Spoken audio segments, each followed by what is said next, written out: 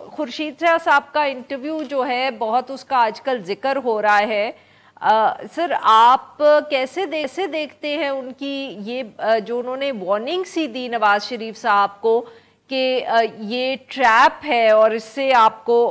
اس کا خیال رکھنا چاہیے کہ یہ ٹریپ خطرناک ٹریپ جو ہے اس پہ پاکستان مسلم لیگ نواز پھنس رہی ہے؟ دیکھیں، میں اس حد تک شاہ صاحب کی بات سے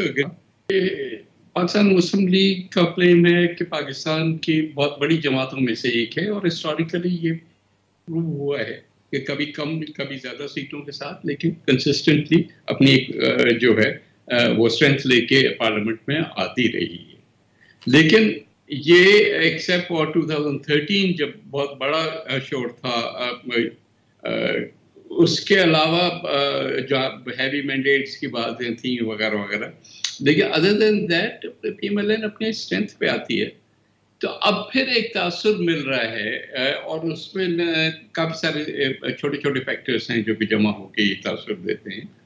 کہ پی ایم ایل این کے لیے مطلب فیورڈ سن والا اپروچ جو ہے پھر آ رہا ہے. شاہ صاحب یہ وارن کر رہے ہیں کہ آپ کو اپنی اسٹرینتھ پہ آنا چاہیے، جو کہ آپ کی ایک بڑی پارٹی ہے اور آپ آ سکتے ہیں. تو یہ امپریشن ملنا کہ آپ کو اسٹیبلشمنٹ کی سپورٹ ہے، اس وجہ سے آپ جو ہے وہ ایڈیشنل اسٹرینتھ لے کے آئیں گے،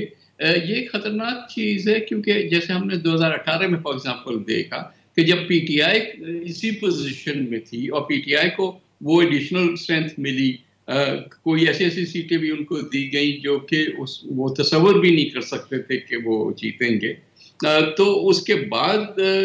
اس میں کوئی لانجیوٹی تو نہیں رہی نا. اس کے بعد وہ کوئی